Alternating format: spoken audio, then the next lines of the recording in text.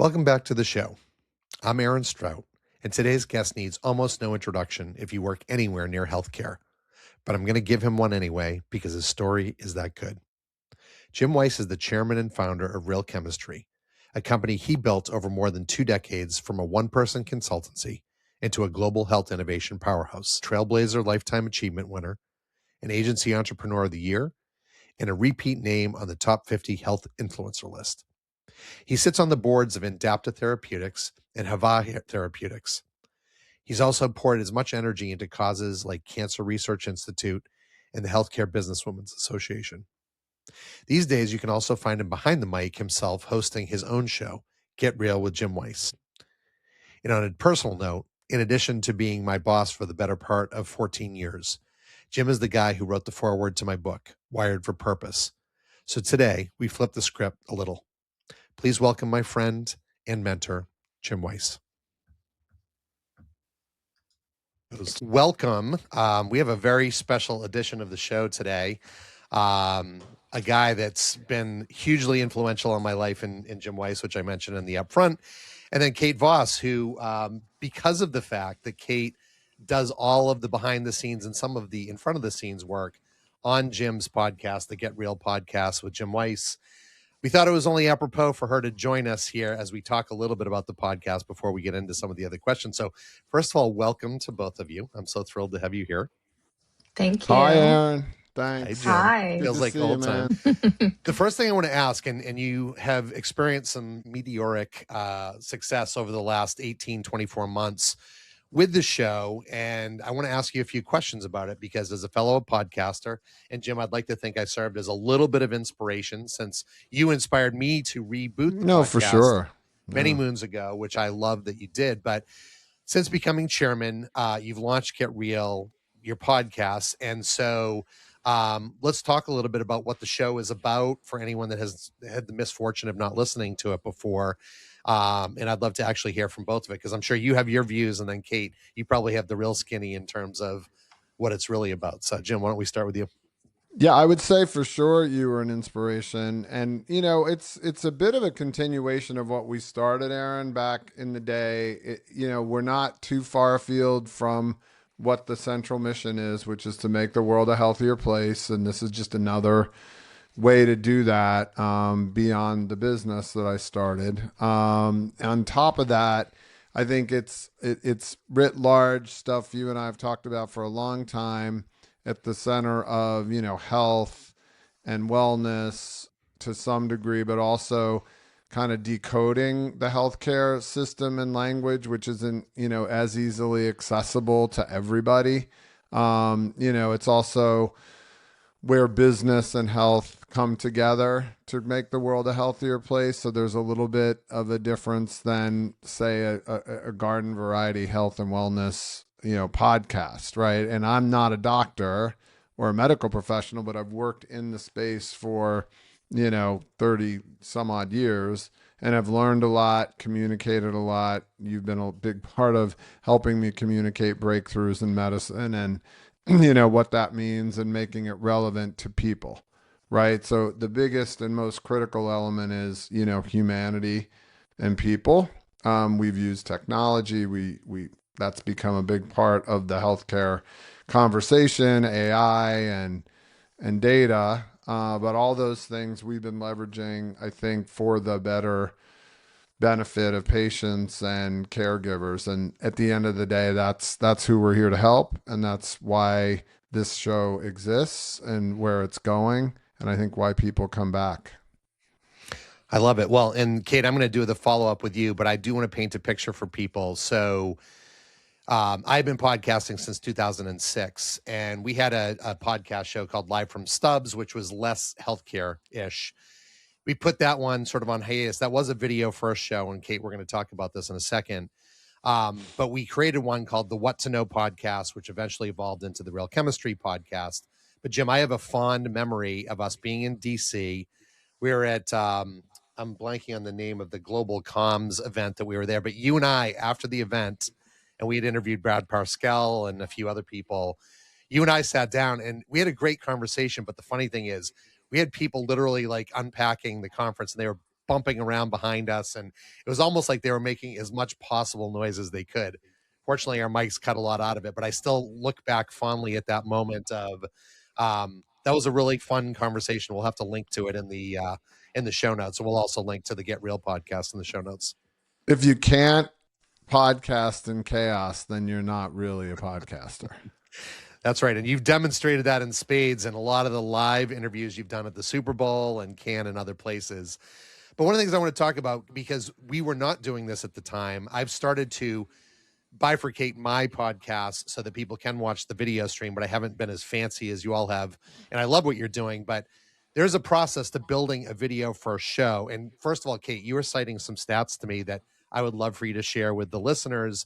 And then as one of the people that's been the executive producer and working with Jim and Danielle and Greg and everyone, let's talk a little bit about what goes into a video first podcast.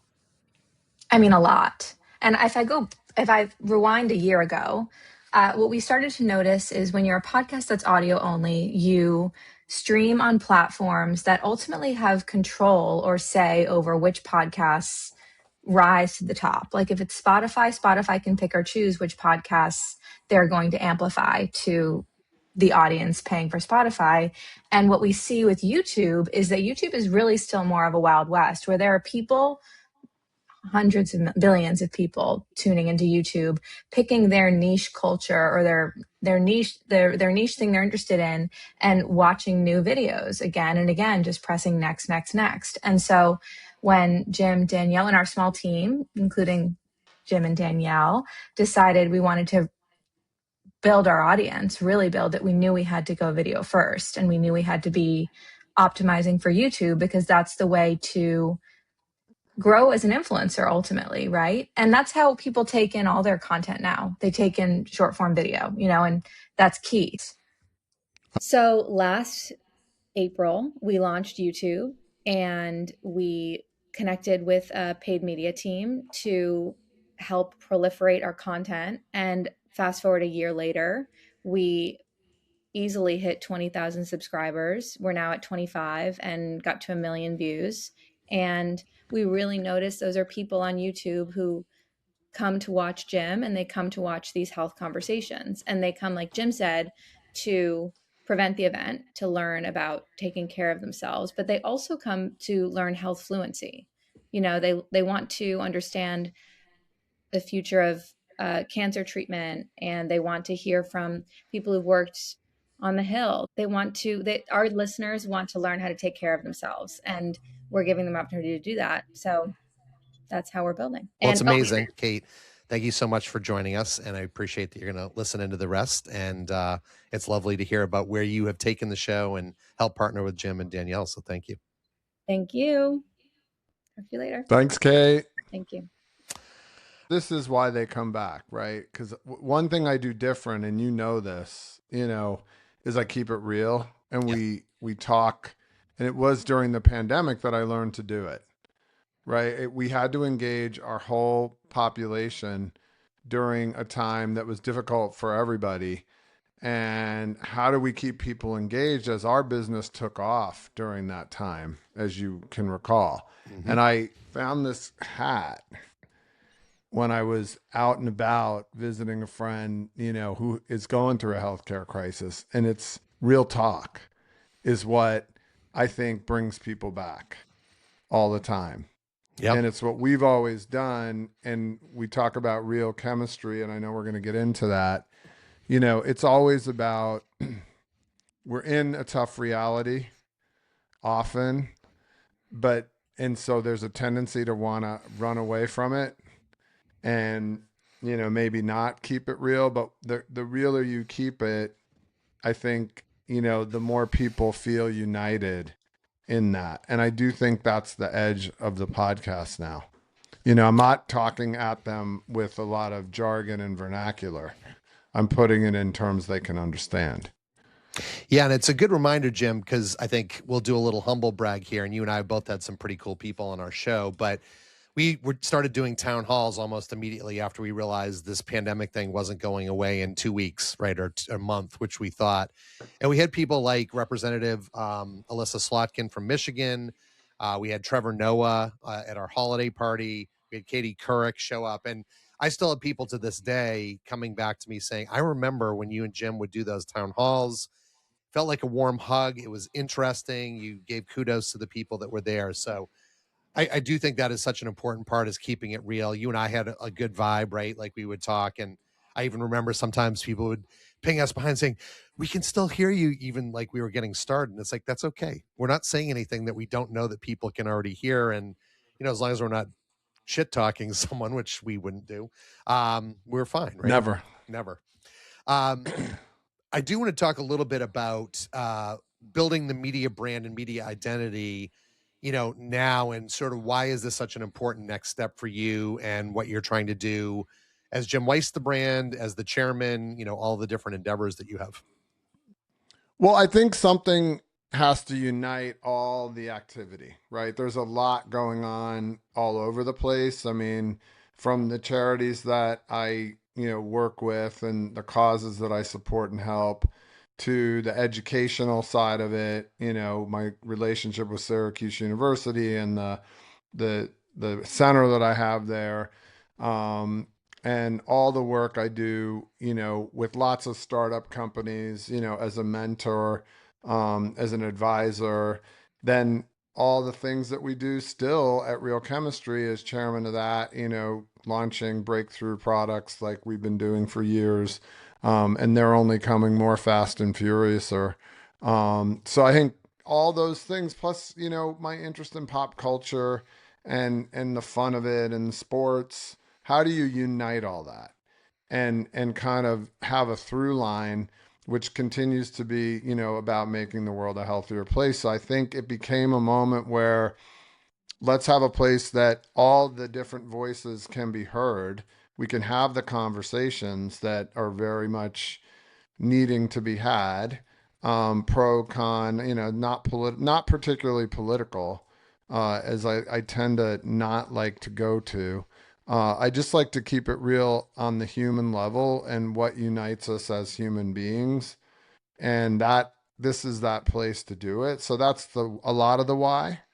Um, I think another thing that I'm sure you're finding, something like this gives voice to some people who need to figure out how to get voice, and that's what our profession is. And having a platform like this is the way to do it. And look, the one big takeaway from Cannes that I found was that while we've always been about traditional media, working through the Wall Street Journal, New York Times, television stations, et cetera, it's now the platforms, right? The social platforms, YouTube, LinkedIn, et cetera, et cetera. All the Meta, those platforms drive all forms of media and will continue to.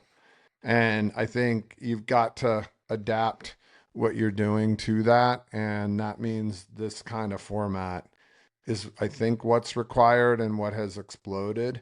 Now, I don't have the notoriety that a lot of like Dak Shepard or, Amy Poehler or some of the people who already had that notoriety. So you and I are kind of building it from the scratch and ground up. But that's what I did with Real Chemistry. It was me and me. And then, we added on the Marin Mommies and went from there and more.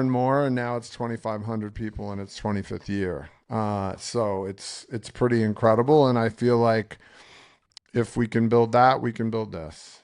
Yeah, no, you absolutely can. And we will get to that in a minute, because that's an important component of who you are and what you've built and what you put into the world. I do want to talk a little bit about the fact that you've had some amazing people on the show. I have a personal favorite, but I'm curious to hear your answer. So since you've stepped back from the CEO seat, who is the guest that stuck with you the most and why? And is that the same as your favorite guest? Because they may be two different people. They're all different. I've had really some remarkable ones. I mean, Bill Nye the Science Guy, it's hard not to be, kind of blown away by that one. It's also hard not to be charmed by, somebody like Misty Copeland, who can cover so much ground as well. We have some other good ones we've recorded that, we haven't even put out yet. But I think, talking to people who've made it against the odds, Anelia Serhoni that had a book about, coming to America as an immigrant, and making it, as an NIH director for four different types of, four presidents and four different types of presidents for that matter. And, how they were able to advance medicine despite the odds, I think is a really incredible thing. But what really touches us the most are the people who are struggling and surviving. And, we've had some really interesting, advocates, one that you and I know well, May McCarmo, who, obviously is impressive. I guess I relate to the people who are taking their personal experience with cancer, for example, and, sharing that to help others. So I think that those are the guests that tend to impress me most. But everyone has something very relevant and interesting to say, right? And people are like, well, why do you have Sheena Shea on? And people from that part of the world, why do you have Bravo celebrities on? And I said, that's who people listen to, that's who people relate to. And when you hear they have postpartum, OCD or testicular cancer, and they've suffered through that and come out the other side, I think it really impacts a lot of people. And I'm going to continue to do that. Yeah, well, and you do it well. And I've listened to a good number of the shows.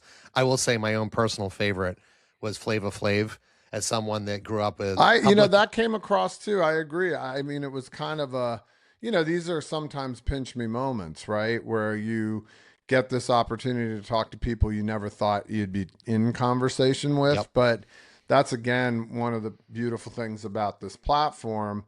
But, we have Renee Fleming, an opera singer who was the first opera singer I ever saw in my 20s. I had no clue what I was watching. I didn't know any better. My mom was an aficionado and knew everything about opera. And she is looking from above, smiling, and super proud of that moment, because not only are Renee and I having a conversation, we're in partnership on a program called Music is Medicine with the Foundation of the National Institutes of Health. And that relates to the work I do with Sweetwater, being on the board of that music venue that was associated heavily with Bob Weir, and then partnering with his co-musician on the Grateful Dead, Mickey Hart, who has really been a pioneer in all that. And to see a press release that announces the three of us launching this program is like kind of cool. And I think we're going to see more of that. I think this is the type of place, it's not just talking at, it's how I want to do it and like to do it. You create action and rather than activity, and you make impact, right, rather than just noise, which, by the way, is okay, but why not do both?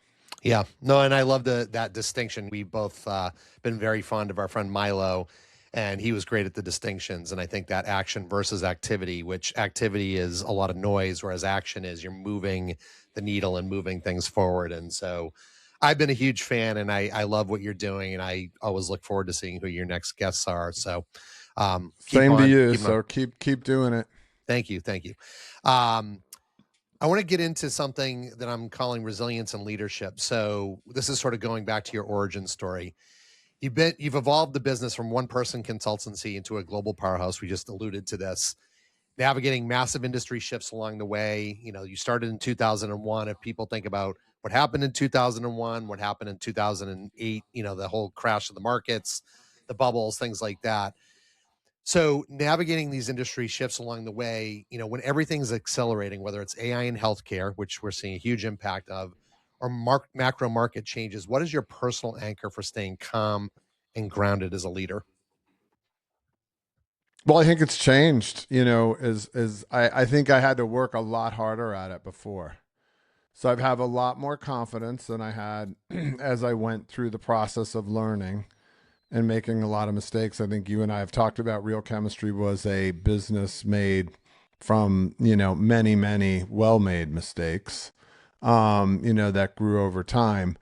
But as I've said, and this is more intense, when you look into the eyes of your life partner and watch life slip away, basically see your person die in front of you, I don't think there's really anything that you get nervous about after that. I don't really, maybe, I don't want to make it sound like I'm impervious to, you know, trauma or feeling. I mean, I was just on a crazy ass flight, which I talked about, back from LA that had to be diverted and returned after, about half hour into the flight. The engine blew up and I didn't freak out. I mean, I certainly felt fear.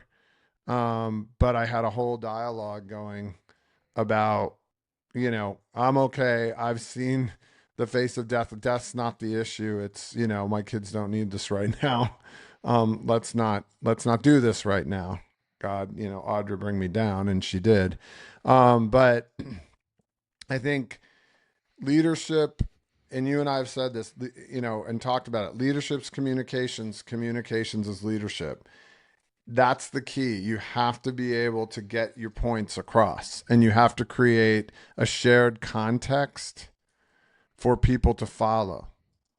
And if you don't have that, and there's not sort of, a strategic alignment with the people that you are trying to get to follow you, there's no hope. So that speaks to culture, right, as well, because you have to be unified by a set of whys. Why are we here, and what do I get out of it? If it's a bunch of different reasons, it's a Tower of Babel, of people speaking different languages, which you can manage if ultimately there's one language, be it music or health or whatever it is that you follow, the God you follow, sports, that unites you. Yeah. And so I do think that's the ultimate in leadership. And look, for better or worse, we all know this, that there's good and bad. And, in retrospect, certain types of leadership that we are shooting for. I'm not judging it one way or another, but Donald Trump, has been such an effective communicator. And, again, for better or worse, however you want to look at it, that can be an overused strength. And it's probably something that we could see evolve over time as well. Yeah, no, I think he's a lot of things, but definitely communication is his gift, and he's codified a lot of. Well, I'm not, we're not here to opinionate about No, that. no, It's what I'm no. saying is I use as an example because, again, for better or worse, being a really strong communicator puts you in position of leadership often. Totally. Well, and I think I've texted you a few times saying, "Hey, remember how you used to tell us that communication was leadership? I'm seeing that in action." So there are a lot of these lessons. It's you're not only a few years older than me, but it's sort of like with your parents where they tell you things and you ignore them, and then one day you wake up, you're like, "Oh yeah, they were pretty right and pretty spot on." Oh yeah, yeah. Doesn't it suck? No, It does, great. but at the same time, it brings a smile to No, my it's face. great. It's great. Yeah, Everything they told me is true. I do want to lean into this just because you brought it up, and Audra, your amazing wife, who I loved to death, and I'm still. It was bittersweet, but I remember having a conversation with her at the Warriors game, sort of before things really went south. And I still remember those conversations. But you've turned this personal loss into a public purpose through the advocacy work you do in her name. Obviously, you were doing a lot of this before, and you were doing it jointly. But I feel like it would be remiss if I didn't ask you this. So, for people who don't know the story, what do you want them to understand about her, and why does that matter so much to you? I think you just alluded to it a little bit when you mentioned the LA flight, but tell us more about Audra and why she meant so much and how it's inspiring you to do more in her name as you go forward. Well, I think, Audra never thought she'd die of cancer, right? And she never really thought she had it. I thought everything was cancer, which is why I kept wanting her to go for more intense testing and, all the rest. But look, I think what happened with her was that, as with everything, she, faced everything with this quiet, sort of perseverance and, graceful acceptance and ultimately determination. And, I looked at what we went through, and those were some difficult treatments and I mean, just difficult things to hear and to live with. And, she figured out how to make cancer a gift wrapped in barbed wire. and it's just one of these things where she decided, and with my help, to give back around it, her involvement as a board member of the Patrick Dempsey Center in Maine, and, where that led. And then, a lot of work around Family Reach that we did together. I think what Audra was really, really special at was that, the larger population, she was one of those people. It wasn't all about us, but she did say cancer changed her view of that even more so. I mean, while she always wanted to give back and always wanted to do good in the world, she was no saint, and she was never, any better than anybody else when it came to caring about people. I always said, like, the most critical thing that ever happened in my life was her agreeing to marry me. Which I think, it's not people. What about your birth of your children? I'm like, no offense, kids, but the fact that she accepted me at a time when I was not at my best, I will say that, probably the most intense, the most anxious, the most driven, the fattest, maybe arguably the ugliest, time of my life, that she ended up having such a positive influence on me. And you've been there, good relationships are about bringing out the best in each other. And that's what she did, for me, and vice versa, in a way that was not, um, you know, negative. It was just always generally coming from that constructive, positive place. So we found her. It's not that we didn't, we did some, had to do some counseling. We had to figure out the division of the home versus the business, and, crossover influence into either. All those things, I think, got us to a very good place. And, she was just this calm, peaceful, Libra, like she was a September 28th kid, and, just the definition of Libra. Yeah. Well, I can say as a fellow Libra, yes, she was. I can also say, thank God you and I both married up, because we have, haven't had amazing spouses, and, may this podcast honor her. I know that I've learned from the Jewish faith, may their memory be a blessing. And I think there's nobody that's truer about. And so I love that your advocacy work is And doing she's that. still here guiding everything today. I know, right? she is. There's not really Yep. much I don't see. We see lots of rainbows, and, some freaky animals that show up, and, some looks from my dog that are clearly not my dog. So it's just interesting how it shows up, and Yep. how it helps strength, how over time there's strength. Well, and I think just because you're bringing it up, you and I have shared this, but the night she left us, or actually it was the night after, we went and sat Shiva at your house. She flipped the lights on and off at our house, not once, but twice. Melanie and I were talking about her. And then we went to bed, and she flipped them on in the middle of the night. And I know it was because she wanted to tell us, it's okay. It's okay. I'm okay. Jim will be okay. The kids will be okay. So I'm a big believer in that. And like I said, it's just, can't say enough nice things about her. So we love you, Audra. Thanks. And thanks for talking about it. Yeah, of course. So I want to shift to the book. This is a joyous occasion for me. So I published a book in March called Wired for Purpose. A lot of it threads through the lessons I learned from you and Bob Pearson and Jen and other leaders in my life, and how we applied a lot of those. And you've touched on this to real chemistry. So I'm going to hold it up. And then not only am I going to hold it up, but there's this guy in the back who also wrote the foreword. But I have you sort of, top line on the back, sort of teeing up what the book is about. So when you wrote the foreword for Wired for Purpose, you said the book is a blueprint for future leaders.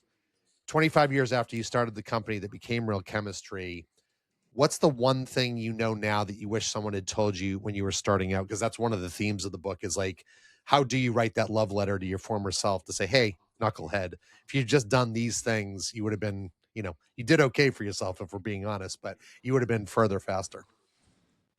Well, I think probably the most critical thing is that you are constantly learning, and that's okay. That's right. Right. So it's like you can spend a little too much time on the mistakes, but not the result of those mistakes, and learning well and creating success out of failure. Right. So, I probably would have said fail faster, bro, and don't dwell on, the mistakes so heavily, because you get, and we had a really good coach that you mentioned, James Milosevic, Milo, who helped us get unstuck from what are those breakdowns, but they lead to breakthroughs. Mm-hmm. And I think I got more and more used to that, situation. So I would have said to myself, trust the breakdown because it's guiding you to a breakthrough. But that you don't really know too much about that until you get further along in the process. So, what I have learned from talking to other podcasters is that, those that don't make it, and there's certainly 4 to 5 million podcasts now and growing, because it's such a platform. But what people have said is that you do see a lot of podcasters opting out after 3, 4, 5 episodes if they don't see traction or they realize it's a lot of fucking work. And one of the things I've never been really too scared of is hard work. And I've surrounded myself with people who have that same ethic. And, I am not one of those people who cower around AI or worry about it, because you, me, Bob, Jen, all the people we've talked about have been through every technological revolution and evolution, evolving our business through social, through pandemic, through economic disaster, through different presidents and political systems and all that. What I think you learn is that the more things change, the more they stay the same. And certain basic principles, which your book reviews again and again, it's the basics. It's keep it simple, stupid. It's not really that hard. I mean, a lot of what we know we learned in seventh grade, right? Mm-hmm. Or possibly even when we were 7. Yeah. And we really don't have to look too far about basics like make it happen and, deal with it and all the values we live by as a business. If you follow those and you go back to those touchstones, generally you can press forward. So congrats on the book. I'm sure it's one of many. I hope so. I'd like to get one out there myself. But I do think, right now we're in a time, like I've always said, that's very exciting and interesting. And I think that's just the way you have to live. You have to think like today's the most exciting day I've ever had or I'm going to have. And you make the most of it. And you just, and nothing, nothing really to fear but fear itself. So you have to just, go do these things. Make it happen is a mantra that works all around the horn. And we've been doing that. So thanks for, again, setting the example and doing this book that I think is going to, I mean, I don't know what kind of feedback you've got. I'd be curious. It's really been really good. I think it's the things that you're saying. What do people like the most? What are they like remarking on the most? Well, I think it's a couple of things. One of which is, to your point, it's things like that what was it? Robert Fulghum wrote a book, Everything I Learned in Kindergarten, right? There's some basic things that it's like, this isn't rocket science, but you need to show up and keep showing up and keep doing it. I think it's, things like being eternally grateful, recognizing people, connecting people in unorthodox ways that you and I and Bob and, others have always done well. And I think it was just, I presented it in a fairly straightforward way and then brought voices like you and Jane and Barry Liebert and Bob and Paolo and others into the book so they could hear directly from how we co-created this, amazing thing that we've helped build in Real Chemistry. Obviously, I'm not still helping to build it. You still are. But I think it's that. And no, it's just, you are, but you are. See, that's the thing. You're still, you weren't one of these people who, left with anything but, I think, a sensibility of partnership. And I'd say many of the names you just named, they're in partnership. And I believe you have to stay connected and in partnership with the people that you had shared these values with, because, maybe it's not an exact, timing point to stay together forever. Nobody does. But, I think it's similar to what I said before. Partnership is about bringing the best out in each other. That's It right. doesn't mean you're the same, Right. you That's know, right. and that's something we've gotten to learn. And all those voices, diverse voices, you know, and I don't mean that's not diversity and inclusion per se. I've always felt you got to have lots of different people's points of view to then, you know, inform a really good direction and decision. Yeah. No, I couldn't agree more. So thank you for that. I do want to sort of, in a similar vein, I know in recent reflections you've mentioned that technology should never replace humanity, right? And this is something I'm sort of banging the drum on in a variety of different places. It should serve it, and that the authentic connection is the ultimate through line in business. And we started our conversation this way today. So how can young professionals entering an AI driven workforce maintain that raw human element without getting lost in algorithms? Obviously, not telling them don't understand AI or learn AI or technology, but what is that sort of main message that, because I know you talk to a lot of young people just like I do, especially new folks at Real Chemistry. I'd say get outside, you know, go for a walk, ride your bike. You know, many are getting off social media. They stop drinking. You know, I'm really impressed with what the new gen does. I mean, I don't totally understand it. But who cares? Like, that's something that I will keep learning from. They're doing things differently. I think, you know, as long as they're going outside and living life and realizing that machines aren't going to make the sun shine or the waves crash or, you know, any of the rest of it. You know, I ran into a Real Housewife of Beverly Hills who, you know, recorded a little greeting to my daughter and was saying, you know, don't be afraid of AI, go for it. It's like anything else, you know. I think what happens with all these things is that, you know, there are these ways to create inequality and inequity. If we all embrace it and use it, then, you know, it should work out well. I think the issue is if you don't, you know, that's where you're going to get left behind.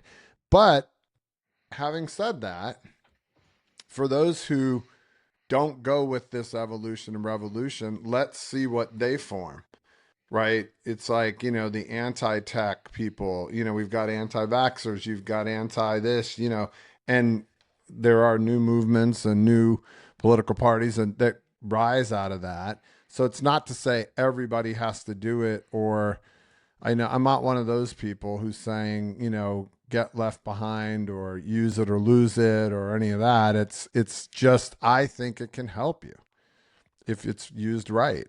You can get more done. You can probably accomplish more than you thought you could. I mean, it's the same. Remember, social. I'm not on social media. I don't watch Bravo. You know, I mean, you hear all this stuff. It's like, all right, whatever. Then do what you do. But I don't know why we spend too much time cracking on people, you know, who do go for that. So I don't know. It's like if you have something that will make your job easier, faster, better, would you want that? I would. Yeah, no, amen to all of that. I And mean, you my t- daughter's argued that maybe it makes you a little, you know, are we raising less smart people? I guess it's a little bit like Cliff Notes on steroids, you know, but um, I think people embrace learning the things they really are curious about. I don't think it replaces that, but we'll see. You know, well, time will tell. It's just like we did on social was great, but you know, there are some bad sides to social. yeah, yeah. No, that's the downside to all of it. And Emily's smart for calling that out. But what I would argue is I learn new things every day, and I learn them in ways that I never would have learned them. And because of the fact that I'm like, I want to see what Claude tells me about this. May have been something I looked up in the past just on Google.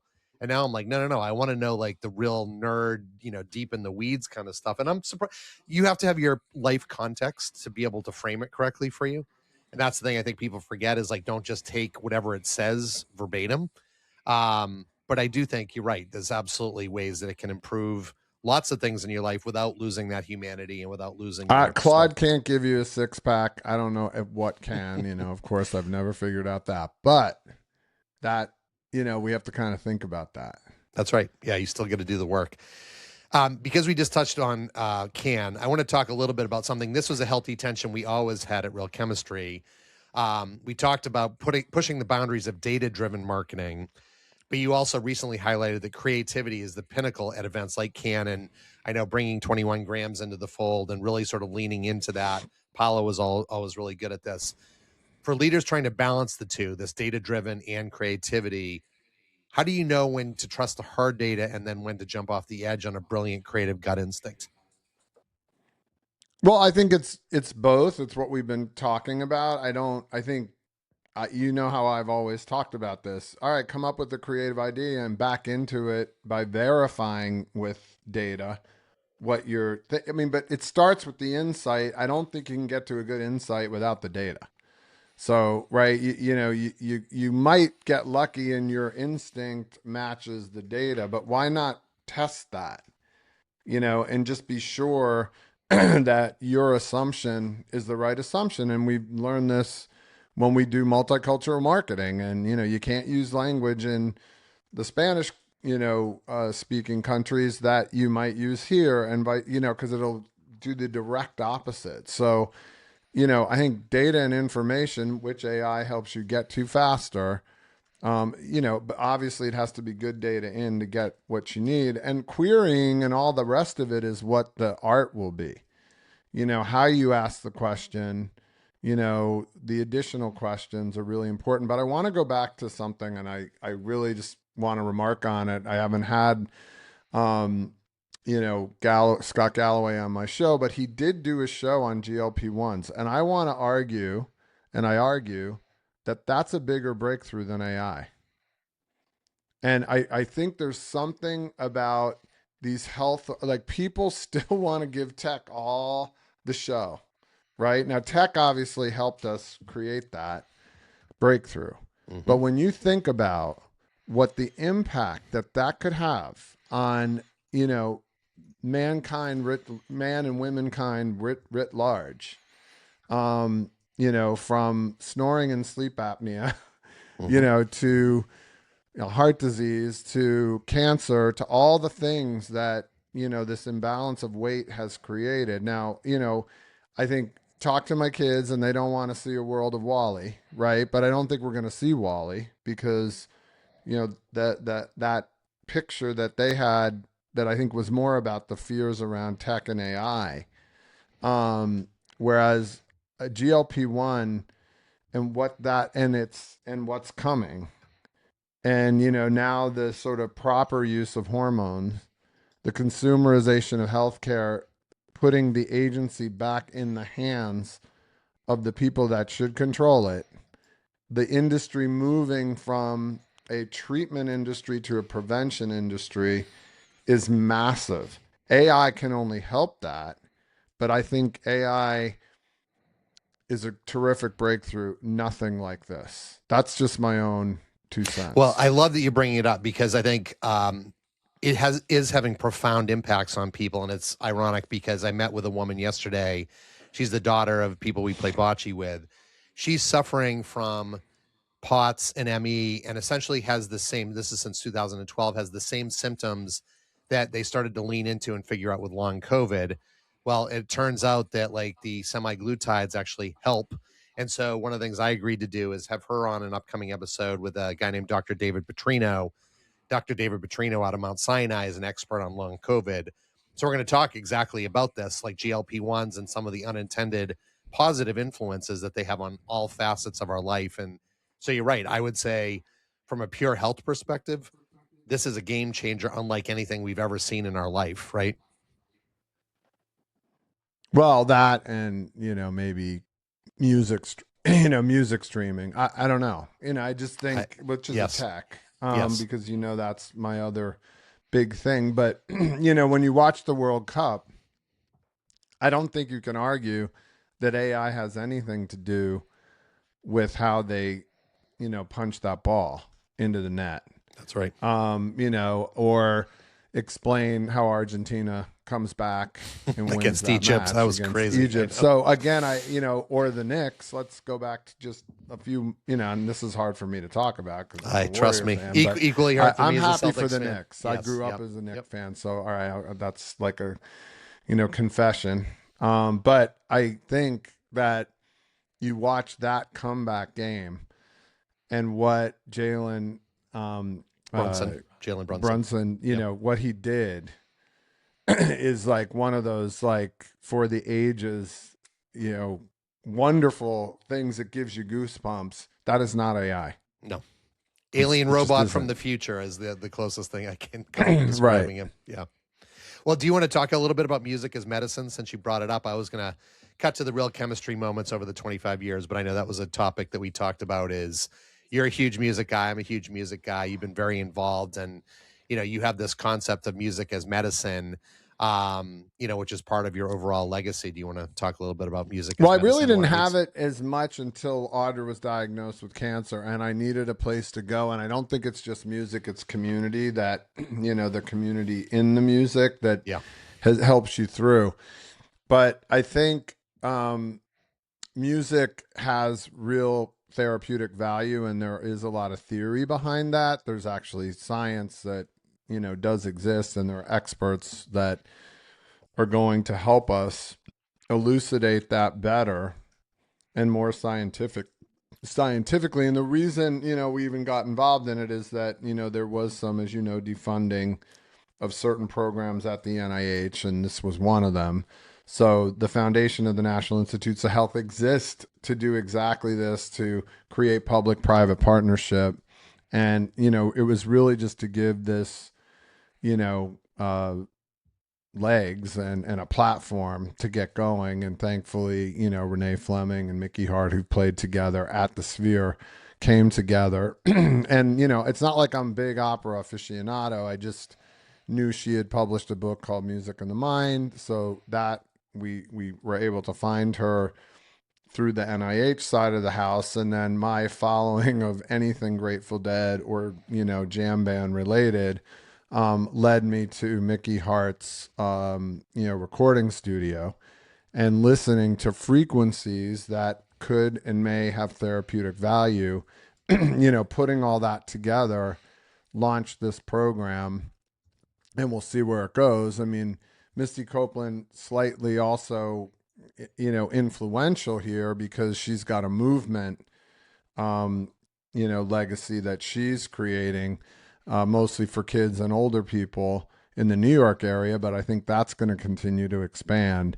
Look, we all know this. We see these, people at old age home, senior living facilities that are dancing and listening to music. And, you hear story after story anecdotally that this person with Alzheimer's who doesn't respond to anybody or anything responds to hearing music and dancing, and that brings them back to life, so to speak. So this is kind of a simple notion that we all know to be true, but how can this help in the world of mental health issues, which are only getting, more prevalent, but more talked about? And how can that help? And can we even get real specific with the music matched to your likes and dislikes? I think we can that's where AI would come in here. Yeah. So there's some tech that's going to be coming. In any case, I see a lot of opportunity in and around this, and I hope your audience joins us at the Foundation of National Institutes of Health. You can find the Music as Medicine link and join us in this very exciting quest, which should, I also hope, be fun. I'm sure it will be. That the more and more musicians we get on board. We'll definitely include it in the show notes. I want to shift to two real chemistry things, and then we'll do some light, more fun questions, and we'll wrap up because I know we're running long here. But you wrote in the book, and you've said this a million times, so it wasn't unique to the book, but success has many parents, and you pointed to two guiding principles: questioning what's possible and building with a purpose beyond yourselves. I want to allude this to, like, you've built this thing. It's been 25 years. I believe this is Real Chemistry's 25th anniversary.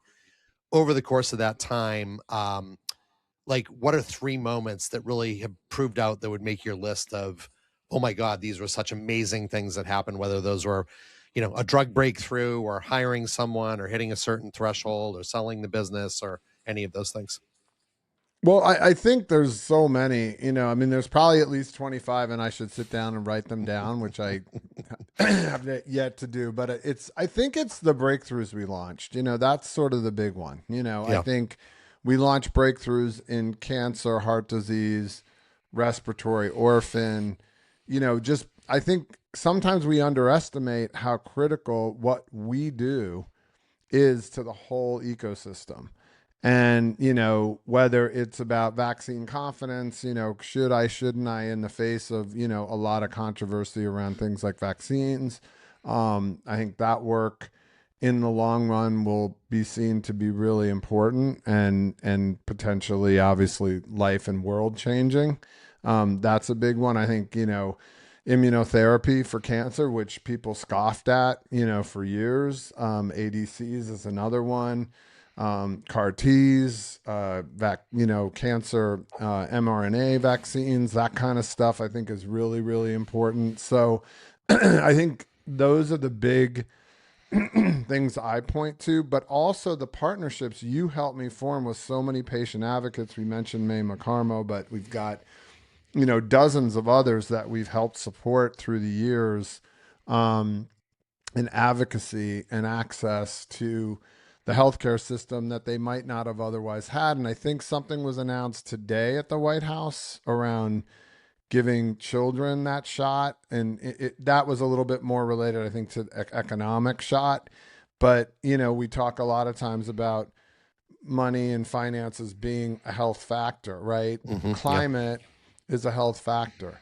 And you had asked me about some really notable people that I've met and talked to that I hope to have on the podcast, so I think will come, like Jane Fonda talking about her pack and the impact they're attempting to make in something we all know is affecting our health, right? I mean, it's dehydrating us, it's overheating us. These are not good things for our health or of the planet or humans, so we've got to address it in different ways.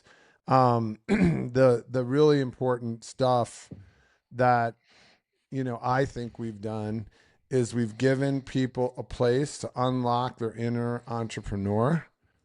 We've given people a place to come and, like you talked about creativity, to be creative, to make an impact, to live out, some of their ambitions. I call it entrepreneurialism with a net. And there's thousands of those stories that we created through this company that companies like ours create. And I know there's a lot of people, I hear a lot, you were such a big influence on me and my career and where I went, whether I stayed in this business or not. And I think those are the other most important things. With me, it always comes down to people, right? It does. Clients and people. And it's the impact on people that's so important. Well, it's a great answer. And if I remember correctly, I think you just did a screening at Jane Fonda's house watching one of these movies. So a little humble brag for you. That was a pretty cool moment. I think It was a cool moment. It was cool to be, it was at someone else's house actually in Berkeley, but it was a really cool opportunity to see somebody who's lived a life of, activism and action. But she said up until the Vietnam War, she had not been active. She was just, a Nepo baby and had, and she herself admitted it. And she was walking through life, materialistically and not really giving back. And that was the beginning of that. And then, she obviously has shown up in many ways. And I know there's lots of controversy around her, good and bad and indifferent. And it is what it is, but she's an 88-year-old lady who is out on the road on a regular basis trying to change things for the better. That's pretty freaking impressive. Yeah, and looking fabulous while she's at it. Yeah, I mean, it's funny. God, I mean, let us hope we look half as good at that age. Exactly. All right, one more real chemistry question, and then we'll go to the few lighter questions, which I think you'll like. One of the things we also talk about in the book, but for me was one of the bigger moments I had while we were there, and that was this 2021 rebrand to Real Chemistry from W2O Group, which I thought was a great name, right? It combined the W in Weiss, the H2O concept of liquidity and sort of bringing together these entities under one roof. But you told me the name had to feel alchemic internally and externally. What was the bigger risk than people realized at that time, like as we went through that whole process of the internal or the external changing that name? How to find us, a legacy of knowing, people knew us as Weisscom, and then I changed it to, WCGW. I mean, it was almost comical in their minds how many times we changed it. Right. But I think obviously the essence remained the same, but we kept adding more people. And, look, I think what happened was after taking my name off the door, it let other people into the story, right? And that's what real chemistry really is about. It's having, just a bunch of people of great talent as I acquired companies, and we really acquired the people and added the people. And what did our client, can you do this? Can you do that? We were just adding the capabilities and the things that the client wanted. It was always highly client driven. And I was a client. I was not an agency lifer. So that was a little unusual about how we started it. And I did it through the client's eyes. What would I want to buy and hire and have in my corner? So I think that is really cool. So I think at the end of the day, real chemistry has a lot of connotation, keeping it real, being real with each other, being real with our clients, being in real chemistry with clients, advocacy groups, patients, that whole universe. It works so hard. And I knew I was onto something because our private equity partner didn't like it. And I was like, okay, this is definitely the right name. one if that's the case. But he finally came around to it, obviously. But he was not a fan of it. I think the big idea being, the risk idea being, will we be able to find you? Will there be a loss in legacy that people feel about W2O? And when I tell them, because obviously some people didn't know the name changed, and they're like, oh, I love W2O. I mean, I don't think it really did any damage. I think it takes you to the next level, challenged all of us. It actually creates a new company. Everyone's got to kind of almost start from zero again. And, you can't rest on your laurels. My mom taught me, the moment you think you've arrived, it's time to leave. Yep. That's an important So I think there's nothing more important than that. Well, another funny sidebar, because I do remember Brian from our investment company coming and saying, I can't find us in search. Like, we're showing up like number 8 and it's the press release. I said, Brian, give it like a week or two, and the amount of content and media coverage we're going to get, we will have no trouble in a few weeks. And lo and behold, about a month later, we owned, I think, 8 of the top 10 positions for real chemistry. So right. that was So a nice you moment. made it work, and you got, look, it's all about that execution. Yeah. Vision without execution is It's hallucination. hallucination. I know, one of my favorites. All right, we have some lighter-hearted ones now. Well, 3 lighter-hearted, one sort of heavier one, but it's a personal one. You mentioned this earlier, right? Anyone that knows you knows that you love all things Bravo. What is your favorite Bravo show right now? I think it's Real Housewives of Rhode Island. It's a brand new one. I'm not watching all of them. I watched a little bit of Love Island last night, and I don't typically watch it. But My daughter's I just found favorite that, show like, right now, by watching the way. paint dry. Yeah. But and normally I love it all. Uh-huh. But obviously, you might have thought I would have said Summer House or In the City, all of which are great shows. But there's something so real about Real Housewives of Rhode Island. I think, they've got young women on it. They really are raising kids. They're really housewives to some degree, and it isn't all about the money, and wealth. There's a few of them, but I think, there's a way that they universally reach people. It reminds me of, the first years of New Jersey. These people know each other. It feels real to me. Yeah. Well, that makes sense. And that's in line with your brand. So I love that choice. And I think it's fun because, it sounds like you. They all have accents like yours when you're a little drunk. Well, what's funny, Jim, is it's definitely true. When I'm sleepy or drunk, you can definitely hear the Boston come out in me. I had a video recording of me when I was 21 that just surfaced about 5 years ago, and let's just say if I have a little bit of an accent now, I had a lot of an accent then. Showing my kids and letting them hear me speak with a Boston accent was quite hilarious to them.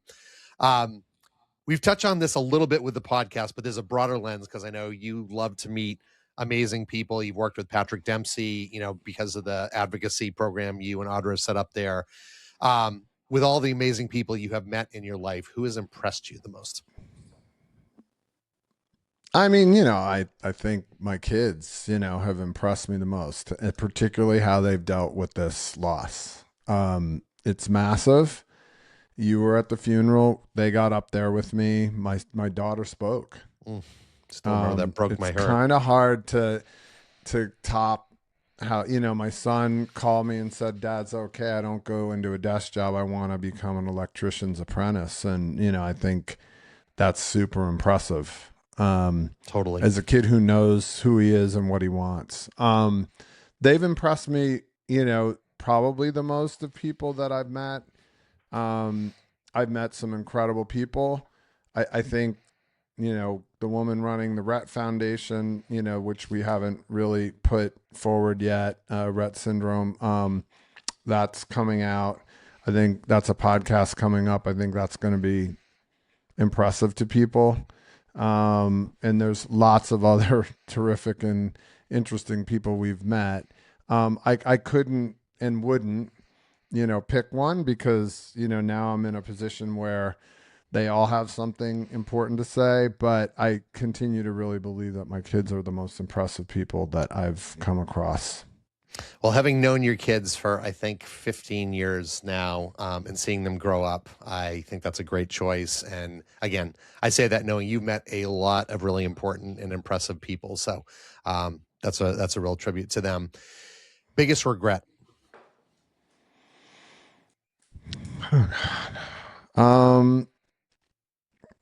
I'm not a big regret person. Probably just, I wish I'd gotten on all of it a little sooner. I think, it's like probably the biggest regret is that, I didn't hop on the health bandwagon as soon as I should have, making healthier choices sooner, is probably the biggest regret I'll ever have. But I don't really have a ton of regret. That's good. That's a good way to be in life, and I'm not that shocked. This last one, and this is the one that I'm also really interested in hearing, because you have seen probably most of the bands that you would like to have, but a band or artist's concert that you would have loved to have attended, ideally one that's no longer around, which would that be? I guess I would say Janis Joplin, and it's just coming to my head because she's a pretty raw person, and I probably a bit undersung in and around music. I being in the San Francisco situation and the era of psychedelics and counterculture, but I think that would have been a really cool person to see. And obviously I got to see Jerry Garcia and some of the great ones, but I never saw Jimi Hendrix, so along those lines maybe him too. But I don't know, she comes to mind, probably first and foremost for whatever reason. Well, it's a great way to end, and it is cool because I had a guest on named Faith Popcorn, and she actually met Janis Joplin, and I was like, wow, that's like incredible that someone would have done that. But I love that, and I love that connection to San Francisco, the Haight-Ashbury, where I think Jerry, Janis, and Jimmy all lived either in the same building or in the same block at some point in time. And so you think about the legends that are. But Jim, thank you so much for taking the time to come on. Thank you for your involvement in the book. Thank you for all that you've taught me and all the support and all the good that you put out into the world, because I think people probably know some of it. They don't know the half of it. And I happen to know probably more than the average bear. And I am grateful to call you a friend. Right back at you, brother. Thank you. Thank you. Thank you.